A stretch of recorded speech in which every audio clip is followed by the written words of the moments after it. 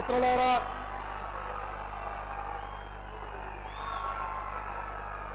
శ్రీమతి సోనియా గాంధీ, శ్రీ మల్లికార్జున్ ఖర్గే గారు వరంగల్ పార్లమెంటు నియోజకవర్గ కాంగ్రెస్ పార్టీ అభ్యర్థిగా శ్రీమతి కడియం కావ్యను ఈ ఎన్నికల బరిలో దించుతే డాక్టర్ కడియం కావ్యను గెలిపించడానికి జిల్లా పార్టీ అధ్యక్షులు, శాసనసభ్యులు నాయని రాజేందర్ రెడ్డి అధ్యక్షతన ఇంత బ్రహ్మాండమైన సమావేశాన్ని ఏర్పాటు చేసి వేదిక మీదున్న పెద్దలందరూ ఆశీర్వదించడానికి వేదిక ముందు వేలాదిగా కార్యకర్తలు 3 రంగుల జెండా ఎగరేయడానికి ఉర్రూతలు ఊగిస్తూ ఈ సమావేశాన్ని విజయవంతం చేసినందుకు మనస్ఫూర్తిగా మీకందరికీ ధన్యవాదాలు, కృతజ్ఞతలు తెలియజేస్తున్నా. వర్ధన్నపేట శాసనసభ్యులు నాగరాజ్ గారు, అదే విధంగా ఈ కార్యక్రమంలో పాల్గొన్న మిత్రులు, పెద్దలు, మంత్రివర్యులు దుద్దిల్ల శ్రీధర్ బాబు గారు, ఈ కార్యక్రమంలో పాల్గొన్న సోదరీమణి మంత్రివర్యులు కొండా సురేఖ గారు, ఈ కార్యక్రమంలో పాల్గొన్న సోదరీమణి సమ్మక్క సారలమ్మ వారసురాలిగా తెలంగాణ రాష్ట్ర నలుమూలలో కాంగ్రెస్ పార్టీ కార్యకర్తలకు అండగా నిలబడి ఈరోజు కడియం కావ్యను గెలిపించడానికి విచ్చేసిన సోదరీమణి మంత్రివర్యులు సీతక్క గారు, అదేవిధంగా వరంగల్ జిల్లాలో 12 అసెంబ్లీ నియోజకవర్గాలు ఉంటే 11 మంది శాసనసభ్యులు ఈరోజు ఈ వేదిక మీద ఉన్నారు. వారితో పాటు తెలంగాణ జనసమితి, తెలంగాణ ఉద్యమకారుడు, తెలంగాణ రాష్ట్ర సాధనలో అత్యంత క్రియాశీలక పాత్ర పోషించిన ప్రొఫెసర్ కోదండ రామ్ గారు, అదేవిధంగా సిపిఐ మిత్రులు, సిపిఎం మిత్రులు, రాష్ట్ర కాంగ్రెస్ పార్టీ నాయకులు, జాతీయ కార్యదర్శి రోహిత్ చౌదరి గారు, వరంగల్ ఉమ్మడి జిల్లా కాంగ్రెస్ పార్టీ నాయకులు, మండల పార్టీ నాయకులు, వరంగల్ మున్సిపల్ కార్పొరేషన్ స్థాయిలో ఉండే నాయకులు, వివిధ కార్పొరేషన్ల చైర్మన్లు, ప్రభుత్వ సలహాదారుడు, మండల పార్టీ నాయకులు, గ్రామ శాఖ అధ్యక్షులు, ప్రాణ సమానులైన కాంగ్రెస్ పార్టీ కుటుంబ సభ్యులందరికీ కూడా మనస్ఫూర్తిగా ధన్యవాదాలు, కృతజ్ఞతలు. మిత్రులారా, వరంగల్ జిల్లా అంటే దేశానికే తలమానికమైన పివి నరసింహారావు గారు గుర్తొస్తారు. వరంగల్ జిల్లా అంటే దాశరథి గారు గుర్తొస్తారు. వరంగల్ జిల్లా అంటే ఓ కాళోజీ గారు గుర్తొస్తారు, ఓ ప్రొఫెసర్ జయశంకర్ గారు గుర్తొస్తారు. ఈ వరంగల్ జిల్లా అంటే, వరంగల్ ప్రాంతం అంటే హైదరాబాద్ నగరంతో పోటీపడి 2వ రాజధానిగా అన్ని అర్హతలు ఉన్న మీ వరంగల్ పట్టణం గుర్తొస్తుంది. వరంగల్ జిల్లా అంటే ఆజంజాహి మిల్లులు గుర్తొస్తాయి. వరంగల్ జిల్లా అంటే 1000 స్తంభాల గుడి గుర్తొస్తుంది. వరంగల్ జిల్లా అంటే రామప్ప దేవాలయం గుర్తొస్తుంది, మేడారం జాతర గుర్తొస్తుంది. ఉద్యమకారులైన, పౌరుషానికి మారు పేరైన ఈ వరంగల్ కాకతీయ యూనివర్సిటీ తెలంగాణ రాష్ట్ర సాధనలో అత్యంత క్రియాశీలక పాత్ర పోషించిన విషయాలు గుర్తొస్తాయి. మరి ఈరోజు మిత్రులారా, మొన్న జరిగిన శాసనసభ ఎన్నికలలో పాదయాత్ర సందర్భంగా మీ అందరి దగ్గరకు వచ్చి మీకందరికి విజ్ఞప్తి చేసిన, ఈ తెలంగాణ రాష్ట్రాన్ని పట్టి పీడిస్తున్న తెలంగాణ రాష్ట్రాన్ని దోసుకుంటున్న కల్వకుంట్ల చంద్రశేఖరరావు నుంచి విముక్తి కలిగించాలి అని అంటే ఈ వరంగల్ జిల్లాలో మొత్తానికి మొత్తం కాంగ్రెస్ ఎమ్మెల్యేలు గెలవాలి. అప్పుడే ఈ రాష్ట్రానికి పట్టిన చీడ పీడ విముక్తి కలుగుతుందని ఆనాడు చెప్పిన ఇచ్చిన మాట ప్రకారం మీరందరూ 12లో 10 మంది ఎమ్మెల్యేలను గెలిపించి అండగా నిలబడి ఈనాడు తెలంగాణ రాష్ట్రంలో ఇందిరమ్మ రాజ్యం ప్రజాపాలన వచ్చిందంటే ఈ వరంగల్ గడ్డ అండగా నిలబడ్డందుకే ఇవాళ ప్రజారాజ్యం ఏర్పడ్డదని మీ అందరికీ నేను సవినయంగా చెప్పదలుచుకున్నా. మిత్రులారా, ఈనాడు అందుకే మీకు మాట ఇస్తున్నా. మా మిత్రులు వరంగల్ జిల్లా గురించి, వరంగల్ ప్రాంతం గురించి ఎస్ఆర్ఎస్పి స్టేజ్ 2తో పాటు స్టేజ్ 3 దేవాదుల ఈ ప్రాంతంలో పెద్దలు కడియం శ్రీహరి గారి అనుభవాన్ని ఉపయోగించుకొని ప్రతి నియోజకవర్గంలో ప్రతి ఎకరాకు సాగునీటి నీళ్లను అందించే బాధ్యత తప్పకుండా ఈ వరంగల్ ఉమ్మడి జిల్లాకు ఇచ్చే బాధ్యత కడియం శ్రీహరి గారికి ఉన్న నీతి నిజాయితీతో పాటు వారి అనుభవాన్ని సంపూర్ణంగా వినియోగించుకొని మీ ఆగిపోయిన ప్రాజెక్టులను పూర్తి చేయడమే కాదు ప్రతి ఎకరాకు నీళ్ళిచ్చే బాధ్యత ఈ ప్రభుత్వం తీసుకుంటుందని ఈ వేదిక మీద నుంచి తెలియజేస్తున్నా. ఇదే కాదు, ఎర్రబల్లి లాంటి చీడ పురుగులను ఓడించి ఐటీలో రాణించిన యశస్విని, అదే విధంగా ఝాన్సీ గారు, వీళ్ళందరూ అమెరికాలో ఐటీ రంగంలో రాణించి ఈ ప్రాంత ప్రజలకు అండగా నిలబడాలని ఈ రోజు మీ ప్రాంతంలో ప్రజల మధ్యలో వాళ్ళు ఉన్నారు. అందుకే మిత్రులారా, సాగునీటి ప్రాజెక్టులే కాదు, ఐటీ ప్రాజెక్టులు, అదే విధంగా ఇండస్ట్రియల్ కారిడార్ హైదరాబాద్ నుంచి వరంగల్, వరంగల్ నుంచి రామగుండం వరకు ఈ ప్రాంతంలో నేషనల్ హైవేస్ ఏవైతే ఉన్నాయో ఈ నేషనల్ హైవే ప్రాంతంలో ఇండస్ట్రియల్ కారిడార్ తీసుకొచ్చి పరిశ్రమలు నెలకొల్పి నిరుద్యోగ యువకులకు ఉపాధి ఉద్యోగ అవకాశాలు కల్పించే బాధ్యత మన ప్రభుత్వం తీసుకుంటుంది. అదేవిధంగా మా పద్మశాలి సోదరులు ఆనాడు రాజంజాయి మిల్లులలో పరిశ్రమలు రాణిస్తే అవి కాలగర్భంలో కలిసిపోయి, అందుకే ఈరోజు ఈ వరంగల్ ప్రాంతంలో టెక్స్టైల్ పార్కును అభివృద్ధి చేసి ఆ పరిశ్రమను ముందుకు తీసుకెళ్లి మా పద్మశాలి సోదరులకు అండగా నిలబడి టెక్స్టైల్ పార్కును అంతర్జాతీయ స్థాయిలో అభివృద్ధి చేసే బాధ్యత కాంగ్రెస్ పార్టీ తీసుకుంటుంది. ఇదే కాదు మిత్రులారా, మిత్రుడు రాజేందర్ ఒక మాట చెప్పిండు, అన్నా మీ మాట మీద మేము గెలిచినాం, ఇవాళ ఈ వరంగల్ మొత్తం ఒక్క చిన్న సముద్రం లాగా మారిపోతుంది వానలు వస్తే. నయం కాల్వ గురించి కాదు నేను చెప్పేది, ఈ వరంగల్ పట్టణానికి 100% అండర్ గ్రౌండ్ డ్రైనేజ్ ఏర్పించే బాధ్యత.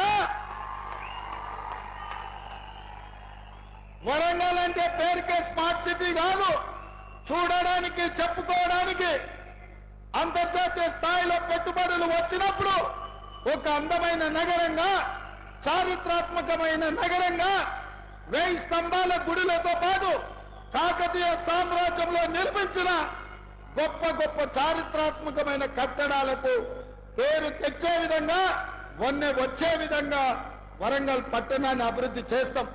ఇదే కాదు, మీడియా మిత్రులారా నా మాటగా రాసుకోండి, ఈ వరంగల్ పట్టణానికి హైదరాబాద్ నగరంలో ఉన్నట్టు ఔటర్ రింగ్ రోడ్డుతో పాటు అంతర్జాతీయ ఎయిర్పోర్ట్ ఎట్లయితే ఉందో మీకు కూడా వరంగల్ ఔటర్ రింగ్ రోడ్డుతో పాటు మీకు ఎయిర్పోర్టును నిర్మించి సరాసరి విమానం వరంగల్లో దించే బాధ్యత మా ప్రభుత్వం తీసుకుంటది. వరంగల్ పట్టణానికి మహర్దశ కల్పించే బాధ్యత నేను తీసుకుంటా అని చెప్పి మా మిత్రులకు నేను తెలియజేస్తున్నా. మిత్రులారా, సాధించిన తెలంగాణ రాష్ట్రంలో 10 సంవత్సరాలల్లో అద్భుతాలు చేసి ఉండొచ్చు, వరంగల్ నగరాన్ని మహానగరంగా మార్చి ఉండొచ్చు. కానీ ఒక చెత్త, ఒక మురికి కూపంగా మీ వరంగల్ కు పట్టిన పెద్ద సమస్య మీ చెత్త ఎత్తే దిక్కులేని ప్రభుత్వం గత 10 సంవత్సరాలు ఉండే. అందుకే వరంగల్ పట్టణాన్ని పట్టి పీడిస్తున్న ఈ చెత్త సమస్యకు తొందరలోనే శాశ్వతమైన పరిష్కారాన్ని చూపించి మీకు కరీంనగర్కు ఖమ్మంకు కలిపి పెద్ద ఎత్తున చెత్తను సేకరించి విద్యుత్తును ఉత్పత్తి చేసి జాతీయ స్థాయిలో మంచి పేరు తెచ్చే విధంగా ఈ ప్రాంతానికి పెట్టుబడులు తీసుకొచ్చి ఈ ప్రాంత చెత్తను శాశ్వతంగా పరిష్కరించే బాధ్యత మా ప్రభుత్వం తీసుకుంటది. ఆ శాఖ కూడా మున్సిపల్ శాఖ కూడా నా దగ్గరనే ఉంది. ఎవరికో మంత్రి కూడా చెప్పాల్సిన పని లేదు. నేనే స్వయంగా వచ్చి వరంగల్లో కూర్చొని ఈ వరంగల్ యొక్క సమస్యను పరిష్కరించే బాధ్యత నేను తీసుకుంటా. ఇవాళ నేను అడుగుతున్న మిత్రులారా, తెలంగాణకు ఉద్యమానికి వేదికైనా వేలాది మంది విద్యార్థుల ఉద్యమ బాటను నడిచి తెలంగాణ రాష్ట్రాన్ని సాధించిన కాకతీయ యూనివర్సిటీ ఈ రోజు నిర్వీర్యం అయిపోయింది. నియామకాలు లేవు. వైస్ ఛాన్సలర్ ఉంటే ఎట్లున్నాడో నేను చెప్పాల్సిన పని లేదు. అందుకే రాబోయే కొద్ది రోజుల్లో కాకతీయ యూనివర్సిటీకి కొత్త వైస్ ఛాన్సలర్ ను నియమించడమే కాదు, ఉపాధ్యాయులను అందరినీ నియమించి పేదల బిడ్డలకు నాణ్యమైన చదువును అందించే విధంగా కాకతీయ యూనివర్సిటీ ప్రక్షాళన చేసి మీకు అంతర్జాతీయ స్థాయిలో చదువులు చెప్పించే విధంగా మా ప్రభుత్వం యొక్క నిర్ణయం ఉండబోతుంది. ఎందుకంటే విద్యాశాఖ కూడా నా దగ్గరనే ఉంది మిత్రులారా. అదే విధంగా ఈరోజు విద్య, వైద్యం, అక్కడ హాస్పిటల్లో అర్ధాంతరంగా నిర్మాణం ఆగిపోయి ఉన్నాయి. హాస్పిటళ్లను పూర్తి చేసి హైదరాబాద్కు రావాల్సిన అవసరం లేకుండా ఏ అవసరం ఉన్నా ఉత్తర తెలంగాణ మొత్తం వరంగల్కి వచ్చే విధంగా వైద్యుని కూడా రాణించి ఈ ప్రాంతంలో అభివృద్ధి చేసే బాధ్యత కాంగ్రెస్ పార్టీ తీసుకుంటుందని చెప్పి నేను ఈ సందర్భంగా తెలియజేస్తున్నా. మిత్రులారా, నిన్న నేను చూస్తున్నా మామ అల్లుళ్ళు తోకదెగిన బల్లులాగా ఎగురులాడుతున్నారు. బల్లి తోక తెగితే ఎట్లా ఎగురుతుందో మామ అల్లుళ్ళు కూడా గట్లనే ఎగురుతారు. ఇంకా అధికారం మత్తు దిగిందో లేదో నాకు అర్థం కాలే. అయ్యగారికి మరి ఫామ్ హౌస్ లో వేసిన మత్తు కూడా దిగిందో లేదో నాకు తెలియదు. అసెంబ్లీకి మాత్రం రాడు. చర్చల మీద మాట్లాడతామంటే పారిపోతాడు. ఎవరినో ఒకరిని అడ్డం పెట్టుకొని అసెంబ్లీకి రాకుండా తప్పించుకున్నాడు. అసెంబ్లీ రాని దద్దమ్మలు, బడికి రాని బడి దొంగలు లాంటి వాళ్ళు అంతేనా? మరి అట్లాంటి బడి దొంగలు నిన్న టీవీ 9లో పోయి కూర్చొని 4 గంటలు కూర్చున్నాడు. సిగ్గున్నదా అని అడుగుతున్నా. 10 ఏళ్ళు ముఖ్యమంత్రి చేసిన ప్రతిపక్ష నాయకుడు అసెంబ్లీకి రాకుండా, సమస్యల మీద మాట్లాడకుండా, ప్రభుత్వానికి సలహాలు ఇవ్వకుండా గత ప్రభుత్వంలో జరిగిన దోపిడీని ప్రశ్నించి అంగిలాగు ఊడదీస్తామని అసెంబ్లీలో మా కళ్ళలకు చూసే ధైర్యం లేక పారిపోయి టీవీ 9లో కూర్చొని నిన్న ప్రగల్భాలు మాట్లాడుతున్నాడు. ఆయన మెదడును రంగరించి ఆయన రక్తాన్ని దారబోసి కాళేశ్వరం కట్టిండంట. దద్దమ్మ, నువ్వు అట్లా కట్టినవో లేవో ఇట్లా కూలిపోయింది. ఇంతకంటే ప్రపంచంలో దివాలగాడు ఎవడని ఉంటాడా అని నేను అడుగుతున్నా. కాళేశ్వరం డిజైన్ వేసినప్పుడు తీసినవా, దిగినప్పుడు దించినవా అని నేను అడుగుతున్నా. రాపోదాం. ఇప్పుడు కూడా మా శ్రీధర్ బాబు గారి నియోజకవర్గమే మంతన్నిలోనే కాళేశ్వరం ఉంది. చిన్న కాళేశ్వరం కలిసిపోదాం. సూటిగా సవాలు విసురుతున్న కేసీఆర్, నువ్వు కట్టిన అద్భుతం ఏందో, ఈ అద్భుతం తెలంగాణకు ఏ రకంగా ఉపయోగపడుతుందో మేమందరం వస్తాం. ఆమె కూర్చుందాం, నిపుణులను పిలిపిద్దాం, మేధావులను పిలిపిద్దాం, తెలంగాణ సమాజాన్ని ఆహ్వానిద్దాం. అన్ని ప్రభుత్వం ఏర్పాటు చేస్తుంది. నీకు దమ్ము, ధైర్యం, నీతి, నిజాయితీ, చిత్తశుద్ధి ఉంటే రా కాళేశ్వరం పోదాం. అడిగేటోడు నీవోడే, చూపించేటోడు నీవోడే. నీ సొల్లు పురాణం అంతా 4 గంటలు చెప్తున్నావు కదా. నువ్వు కట్టింది అద్భుతమైతే కాళేశ్వరం దగ్గరనే చర్చ పెడదాం రా. 1,00,000 కోట్లు ఖర్చు పెట్టి కట్టిన కాళేశ్వరం కూలింది. మేడిగడ్డ మేడి పండైంది, సుందిల్ల సున్నమైంది, అన్నారం ఆకాశంలో కలిసిపోయింది. ఇది ఆ సన్నాసి చేసిన గొప్ప పని. 10 ఏళ్ళు ఇస్తే గది కట్టిండ్రు. అదే మా కాంగ్రెస్ పార్టీ అధికారంలో ఉన్నప్పుడు, స్వతంత్రం వచ్చినప్పుడు పండిత్ జవహర్లాల్ నెహ్రూ గారు నాగార్జున సాగర్ కట్టిండు. ఎట్లుందో ఒక్కసారి చూడు. అదే మా పార్టీ అధికారంలో ఉన్నప్పుడు శ్రీశైలం కట్టినాం, శ్రీరామ్ సాగర్ కట్టినాం, కల్వకుర్తి కట్టినాం, భీమా కట్టినాం, నెట్టంపాడు కట్టినాం, జూరాల కట్టినాం, శ్రీహరి గారు మొదలుపెట్టిన దేవాదుల కట్టినాం. మేం కట్టిన ప్రాజెక్టులు ఎట్లున్నాయో ఒక్కసారి వచ్చి చూద్దాం రా. నువ్వు కట్టిన కాళేశ్వరం ఎట్లేడుస్తుందో ఒక్కసారి చూసొద్దాం. అందుకే ఈరోజు ఇక సన్నాసి గురించి ఎంత చెప్పినా సచిన పామే. సచిన పావును ఏం కొడతామా? ఇవాళ టీఆర్ఎస్కే నన్ను డిపాజిట్ వచ్చే పరిస్థితి ఉందా? కాబట్టి ఇవాళ టీఆర్ఎస్ కాదు, ఏనుగులను తినటోడు పోయిందంటే పీనుగులను తినటోడు వచ్చిండు అన్నట్టుగా మోడీ తయారైండు. వీళ్ళిద్దరు తోడు దొంగలే. వీళ్ళిద్దరు తోడు దొంగలు గూడు పుటాని తెలంగాణ మీద కుట్ర చేశారు. 10 ఏళ్ళు కేసీఆర్ ఎవరు గెలిచినా ఢిల్లీలో మోడీకే తాకట్టు పెట్టాడు. వీళ్ళిద్దరిని వేరువేరుగా చూడలేం. వీళ్ళిద్దరు నాణానికి బొమ్మ బొరుసులాంటోళ్ళు. వీళ్ళిద్దరు కలిసికట్టుగా తెలంగాణకు అన్యాయం చేసిన వాళ్ళు. అందుకే డిసెంబర్లో జరిగిన ఎన్నికల్లో చంద్రశేఖరరావుకు బుద్ధి చెప్పిండ్రు. ఇవాళ మే నెలలో జరగబోయే ఎన్నికల్లో నరేంద్ర మోడీకి గుణపాఠం చెప్పాలి. నరేంద్ర మోడీ గారు ఇచ్చిన హామీలు ఏవైనా అమలైనాయా భారతీయ జనతా పార్టీ నాయకులు చెప్పాలి. ఇవాళ నేను అడుగుతున్న బీజేపీ నాయకులను, ప్రచారానికి వస్తున్న నేతలను, ఆనాడు నరేంద్ర మోడీ చెప్పిండు ప్రతి సంవత్సరం 2 కోట్ల ఉద్యోగాలు ఇస్తా అన్నాడు. 10 ఏళ్ళైంది ప్రధానమంత్రి, 20 కోట్ల ఉద్యోగాలు ఇవ్వాలి. నేను అడిగిన ప్రశ్నకు 7,21,680 ఉద్యోగాలు ఇచ్చినామని పార్లమెంట్ లో సమాధానం ఇచ్చాడు. ఇస్తాన 20 కోట్ల ఉద్యోగాలు ఎక్కడా, ఇచ్చిన 7 లక్షల ఉద్యోగాలు ఎక్కడా అని చెప్పి నరేంద్ర మోడీ గారిని నేను అడుగుతున్నా. నరేంద్ర మోడీ గారు రైతులకు మాట ఇచ్చిండు, రైతుల ఆదాయాన్ని 2 చేసి ఆత్మహత్యలు ఆపుతా అని. ఆత్మహత్యలు ఆపలేదు, ఆదాయం పెరగలేదు. కానీ వ్యవసాయాన్ని రైతు వ్యతిరేక నల్ల చట్టాలు తీసుకొచ్చి అదాని అంబానీ అమెజాన్లకు అమ్మడానికి చూసి రైతుల ప్రాణాలను అదాని దగ్గర తాకట్టు పెడితే ఢిల్లీ సరిహద్దుల్లో లక్షలాది మంది రైతులు 16 నెలలు వీరోచితమైన పోరాటం చేసింది. సరిహద్దుల్లో సైనికులు ఎట్లా కొట్లాడతారో ఢిల్లీ సరిహద్దుల్లో పంజాబ్, హర్యానా, ఉత్తరప్రదేశ్, మధ్యప్రదేశ్, రాజస్థాన్ ప్రాంతాల నుంచి వేలాది మంది రైతులు వచ్చి నరేంద్ర మోడీ మీద యుద్ధం ప్రకటించి రైతు వ్యతిరేక నల్ల చట్టాలు వెనక్కి తీసుకోవడమే కాదు, నరేంద్ర మోడీ మెడలు వంచి రైతాంగానికి క్షమాపణ చెప్పించిన చరిత్ర హర్యానా, పంజాబ్ రైతులకు ఉంది. ఇదే కాదు, 2014 ప్రధానమంత్రిగా పోటీలో ఉన్నప్పుడు చెప్పిండు, చాలా మంది నాయకులు లక్షలాది కోట్ల రూపాయలు సంపాదించి స్విస్ బ్యాంకులో పెట్టిండ్రు. ప్రధానమంత్రి అయిన మరుక్షణం లక్షలాది కోట్ల రూపాయలు స్విస్ బ్యాంకులో నుంచి తెచ్చి ప్రతి పేదవాడి ఖాతాలో 15 లక్షల రూపాయలు వేస్తా అని మాట ఇచ్చాడు. నేను అడుగుతున్న వరంగల్ మిత్రులను, మీ ఖాతాలో ఎవరికైనా నరేంద్ర మోడీ 15 లక్షల రూపాయలు వేసిండా? వేసిండా? వేసిండా? మీకెవరికి రాలే కదా. మన రాష్ట్రంలో ఏ ఒక్కరికి రాలే.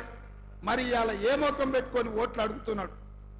రైతుల ఆదాయం పెంచుంటే 2 చేస్తా అన్నాడు. ఇవాళ పండించిన పంట కొనే దిక్కు లేదు, రైతు వ్యతిరేక నల్ల చట్టాలు తీసుకొచ్చిండు.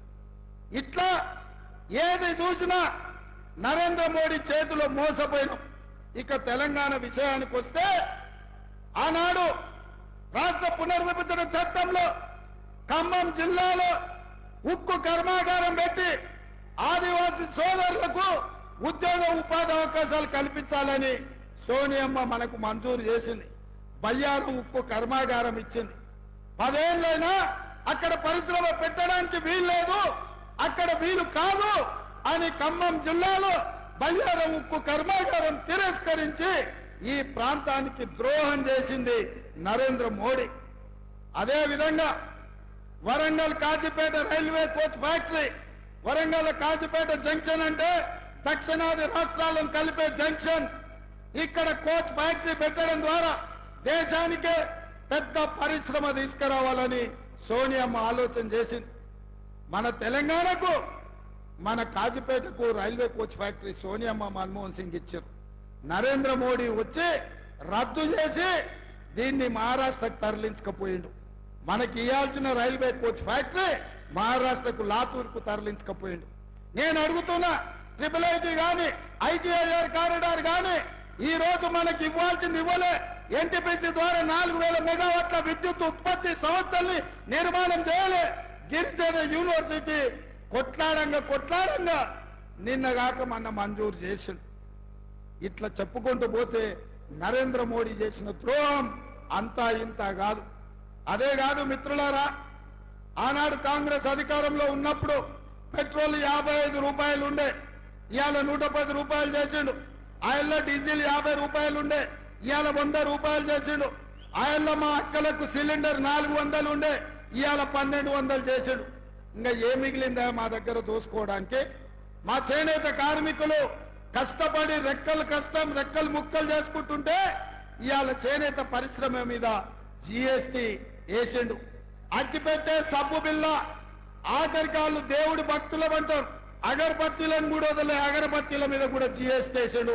ఇంతకంటే దుర్మార్గమైన భక్తుడు ఎవడని ఉంటాడా ఈ దేశంలో అని నేను అడుగుతున్నా. ఇవాళ అన్ని పోయినాయి, చేసింది లేదు, చెప్పుకునేటందుకు లేదు, చెప్తే నమ్మేటోడు లేడు. అందుకే పిచ్చి పట్టుకుంది బీజేపీ వాళ్లకు. మత పిచ్చి ప్రజల మధ్యలో, భాష మధ్యలో, ప్రాంతాల మధ్యలో చిత్తు పెట్టి విభజించి ఎన్నికల్లో నెగ్గాలి అని ఆలోచన చేస్తారు. అట్లయినా వాళ్ళకి ఎవరు దొరకలే. ఎవరు దొరికినా ఈ నుంచే మీరు బండకేసి కొట్టిన ఆయన దొరికిండు అరూరు రమేష్. ఎవరా ఆయన? మీ భూములు మింగిన అనకొండ కాదా? ఊరూర్లో భూములు ఆక్రమించుకున్నాడు కాదా? అంగి మార్చి, రంగు మార్చి, జెండా మార్చి వస్తే ఈ వరంగల్ ప్రజల అమాయకులా గుర్తుపడతారా? ఏ రూపంలో వచ్చినా, ఏ వేసుకొచ్చినా అరూరు రమేష్ బండకేసి కొట్టేది గ్యారంటీ. ఈ అనకొండ అంతు చూసేది గ్యారంటీ. ఇవాళ భూములు ఆక్రమించుకునే ఆరూరు రమేష్ కావాలన్నా పేద ప్రజలకు వైద్యం అందించి డాక్టర్గా చదువుకొని రాణించి కరీం సిఆర్ఐ నుండి నీతి నిజాయితీని వారసత్వంగా తీసుకొని పేదలకు సేవలు అందించాలన్న ఆలోచనతోని ఇవాళ ఒక ఆడబిడ్డ మీ ముందుకు వచ్చింది. ఇవాళ కాంగ్రెస్ పార్టీ సిఆర్ గారు టికెట్ అడగలే. నేను ఈ వేదిక మీద నుంచి స్పష్టంగా చెప్పదలుచుకున్న ఈ రాష్ట్ర ప్రజలకు, సిఆర్ గారు కాంగ్రెస్ ను సంప్రదించలే. నేనే స్వయంగా సిఆర్ గారి దగ్గరికి మా పెద్దల్ని పంపించిన. ఎందుకంటే ఈ ప్రభుత్వంలో నిజాయితీ కలిగిన ప్రజలకు చిత్తశుద్ధితో సేవ చేసే నాయకులు నా ఎంబడి ఉంటే నా గౌరవం, పార్టీ గౌరవం పెరుగుతుందని సిఆర్ గారిని కాంగ్రెస్ లోకి తీసుకురండి, చదువుకున్న డాక్టర్ కావ్యను ఎంపీని చేద్దామని చెప్పి ప్రతిపాదన నేను పంపించిన. మన ప్రతిపాదన మీద కడియం సిఆర్ గారు ఆలోచన చేసి ఈ రోజు ఒక నిర్ణయం తీసుకున్నారు. నాకు తెలిసి వారు నిర్ణయం తీసుకోకపోదురేమో, కానీ బీజేపీ రూమర్లో ప్రజాస్వామ్యానికి ఒక ప్రమాదం పొంచి ఉన్నది. బీజేపీ ఇవాళ ఎస్సీ ఎస్టీ రిజర్వేషన్లు రద్దు చేసి రాజ్యాంగాన్ని మార్చేసి దళితుల మీద, గిరిజనుల మీద దాడులు చేసి ఈ రోజు ఈ ప్రజాస్వామ్యాన్ని మీదనే దాడి చేసే ప్రయత్నం చేస్తుంది.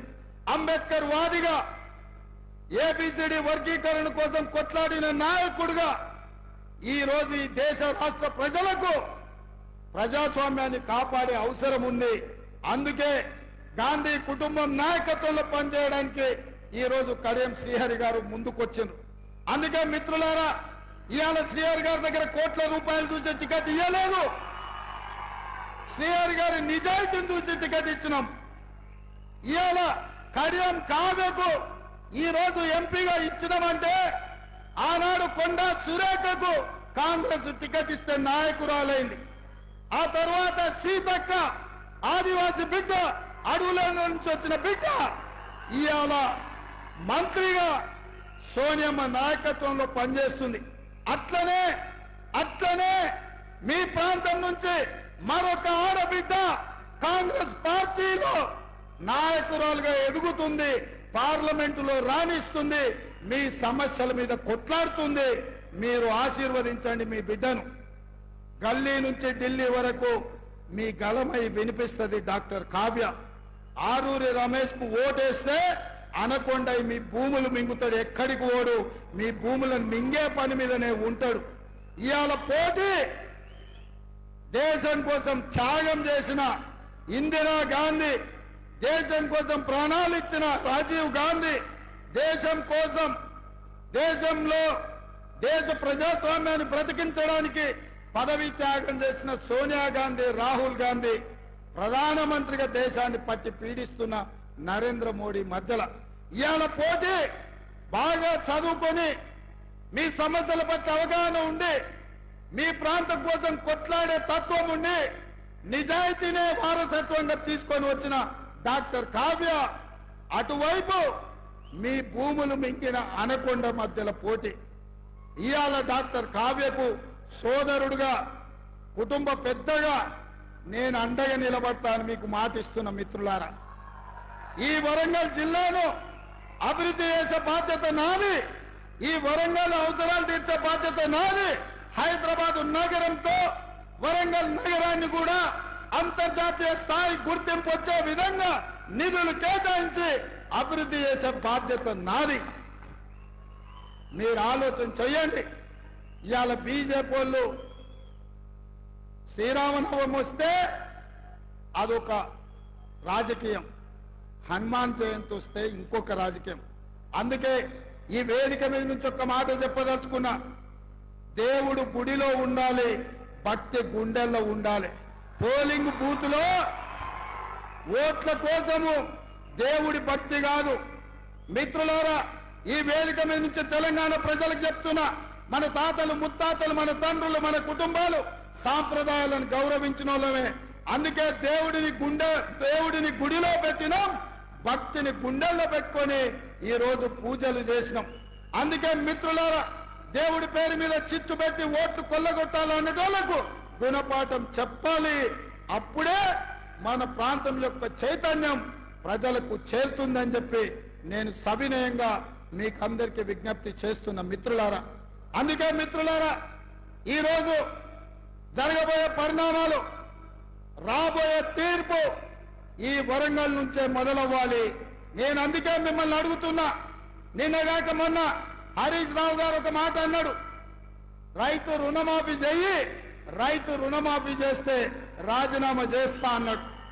నేను ఈ వేదిక మీద నుంచి మాట ఇస్తున్నా, రామప్ప దేవాలయం శివుడి సాక్షిగా, సమ్మక్క సారలమ్మ సాక్షిగా, 1000 స్తంభాల గుడి సాక్షిగా, అక్కడి సూర్యుడు ఇక్కడ ఉదయించిన, భూమి ఆకాశం తిరగబడ్డా, తుఫానులు వచ్చినా, భూకంపం వచ్చినా, భూమి బద్దలైనా, నేను మాట ఇస్తున్నా, 15 ఆగస్టు లోపల తెలంగాణ రైతాంగానికి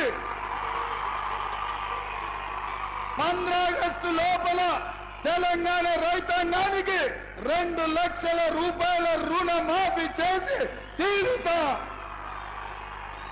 హరీష్ రావు అన్నావు కదా సిద్దిపేటకు రాజీనామా చేస్తా అని, రాజీనామా పత్రం జేబులో పెట్టుకో.